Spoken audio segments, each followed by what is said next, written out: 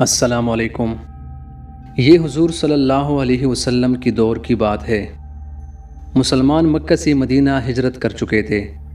ان دنوں مدینہ میں ایک یہودی عورت نے ایک بچے کو جنم دیا جو پیدائشی کانا تھا۔ جب وہ کچھ بڑا ہوا تو مسلمانوں کے بچوں کے ساتھ کھیلا کرتا۔ یہ پراسرار بچہ مدینہ اور قرب جوار کے علاقوں میں مشہور ہونے لگا۔ اس نے اپنے اوپر وحی آنے کا دعویٰ کیا اور عجیب و پراسرار باتیں کرنے لگا۔ لہٰذا اس کی ماں رسول اللہ صلی اللہ علیہ وسلم کے پاس گئی اور اپنے بیٹے کا سارا حال بتایا۔ اس نے آپ صلی اللہ علیہ وسلم سے یہ گزارش کی کہ اس کا معائنہ کریں۔ میکس ٹی وی کی ویڈیو میں خوش آمدید۔ ایک دن محمد صلی اللہ علیہ وسلم اپنے اصحاب کے ساتھ اس بچے کے گھر اس کی کیفیت جاننے کے لیے روانہ ہوئے۔ راستے میں آپ نے بنی معالیہ کے انصار بچوں کے ساتھ اس بچے کو کھیلتے دیکھا۔ اس بچے کا نام صاف ابن سیاد تھا۔ نبی کریم صلی اللہ علیہ وسلم، حضرت عمر ابن خطاب اور کچھ اصحاب کے ساتھ ان بچوں کے پاس گئے۔ وہ بنی معالیہ کے مکانوں کے پیچھے کھیل رہے تھے۔ ابن سیاد ان دنوں بلوغت کے قریب تھا لیکن جوان نہیں ہوا تھا۔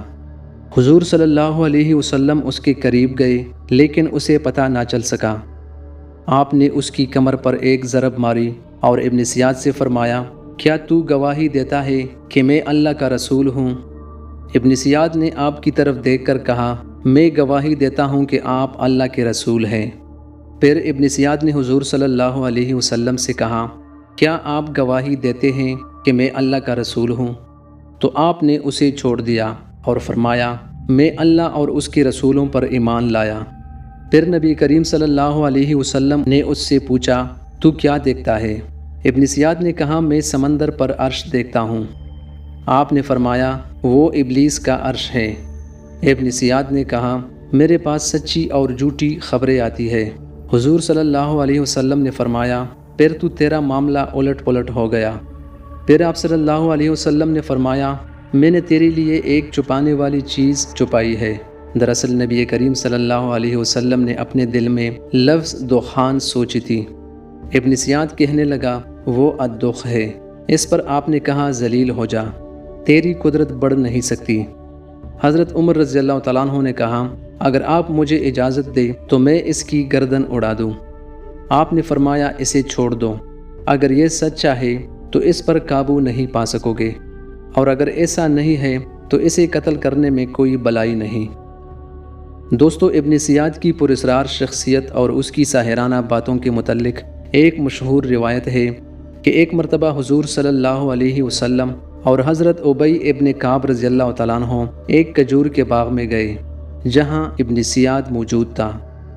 نبی کریم صلی اللہ علیہ وسلم کی یہ کوشش تھی کہ ابن سیاد انہیں دیکھے اس سے قبل چھپ کر اس کی باتیں سنی جائے۔ لہٰذا آپ نے دیکھا کہ وہ اپنی چادر میں لپٹا ہوا تھا اور وہ کچھ پڑھ رہا تھا جس سے اس کے ہونٹ ہل رہے تھے۔ اچانک ابن سیاد کی ماں نے آپ کو کھجور کے پیچھے دیکھ لیا اور کہنے لگی، اے صاف، یہ محمد ہے۔ لہٰذا ابن سیاد کود کر اٹھ بیٹھا۔ نبی کریم صلی اللہ علیہ وسلم نے فرمایا، اگر وہ اسے چھوڑ دیتی تو آج اس کا معاملہ مجھ پر واضح ہو جاتا۔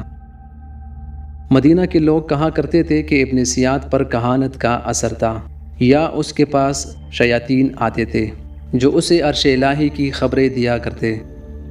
دراصل نبی کریم صلی اللہ علیہ وسلم نے ابن سیاد کے معاملے میں سکوت اختیار کیا تھا، کیونکہ آپ کی طرف یہ وحی نہیں کی گئی تھی کہ ابن سیاد کی حقیقت کیا ہے، جبکہ کچھ صحابہ کا یہ خیال تھا کہ ابن سیاد ہی دجال ہے۔ مثلاً حضرت جابر بن عبداللہ رضی اللہ تعالیٰ عنہ اللہ کی قسم اٹھا کر کہتے تھے کہ ابن سیاد ہی دجال ہے۔ حضرت عمر رضی اللہ تعالیٰ عنہ حضور صلی اللہ علیہ وسلم کے سامنے ابن سیاد کو دجال کہا کرتے تھے، لیکن آپ نہ ہی اس بات کا اقرار کرتے اور نہ ہی انکار۔ دوستو، تاریخ کی کتابوں میں ابن سیاد کے متعلق یہ بات آتا ہے کہ ابن سیاد اور اس کی ماں نے بعد میں اسلام قبول کر لیا تھا، اور ابن سیاد لوگوں سے کہا کرتا تھا کہ وہ دجال نہیں ہے، لیکن اس کے باوجود لوگ ابن سیاد کے متعلق شک میں رہا کرتے تھے، کیونکہ وہ ہمیشہ عجیب و غریب باتیں کیا کرتا تھا۔ لہٰذا حضرت ابو سعید خدری رضی اللہ تعالیٰ عنہ بیان کرتے ہیں کہ ہم حج یا عمرے کے لیے نکلے تو ہمارے ساتھ ابن زیاد بھی تھا۔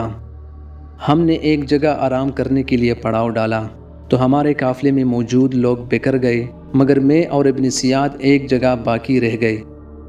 مجھے ابن زیاد کو دیکھ کر بہت خوف محسوس ہوئی، کیونکہ اس کے بارے میں لوگ بہت سی باتیں کیا کرتے تھے۔ حضرت ابو سعید کہتے ہیں کہ اس نے اپنا سامان میرے سامان کے ساتھ لا کر رکھ دیا۔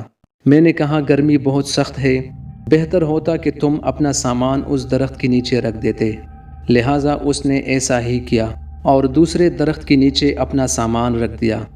پھر ہمارے سامنے ایک بکری لائی گئی، اس نے اس بکری کا دودھ نکالا اور پیالہ میرے سامنے لا کر کہا، اے ابو سعید پیو۔ میں نے کہا گرمی بہت سخت ہے اور دودھ بہت گرم ہے۔ دراصل میں اس کے ہاتھ سے لے کر پینا پسند نہیں کرتا تھا۔ پھر وہ کہنے لگا، اے ابو سعید، لوگ جو کچھ میرے بارے میں کہتے ہیں، اس وجہ سے میں نے یہ ارادہ کیا کہ ایک رسی لے کر درخت پہ باندھوں اور اس سے لٹک کر پھانسی لوں۔ اے ابو سعید کون ہے جس پر رسول اللہ صلی اللہ علیہ وسلم کی حدیث پوشیدہ ہو؟ اے انصار کی جماعت، تم پر تو پوشیدہ نہیں۔ کیا رسول اللہ صلی اللہ علیہ وسلم نے یہ نہیں فرمایا تھا کہ دجال کافر ہوگا جبکہ میں مسلمان ہوں؟ کیا آپ نے یہ نہیں فرمایا تھا کہ دجال بانجھ ہوگا اور اس کی کوئی اولاد نہ ہوگی، اور میں تو اپنا بیٹا مدینہ چھوڑ کر آیا ہوں؟ کیا رسول اللہ صلی اللہ علیہ وسلم نے یہ نہیں فرمایا تھا کہ دجال مکہ اور مدینہ میں داخل نہ ہو سکے گا، اور میں مدینہ سے آ رہا ہوں اور مکے کا ارادہ ہے؟ حضرت ابو سعید رضی اللہ تعالیٰ عنہ فرماتے ہیں کہ قریب تھا کہ میں اس کی باتوں میں آ جاتا اور اس پر یقین کر لیتا، مگر وہ کہنے لگا، اللہ کی قسم میں دجال کو جانتا ہوں اور اس کی پیدائش کو بھی، اور وہ اس وقت کہاں ہے اس کا بھی مجھے علم ہے۔ حضرت ابو سعید نے کہا، ساری عمر تیری تباہی ہو۔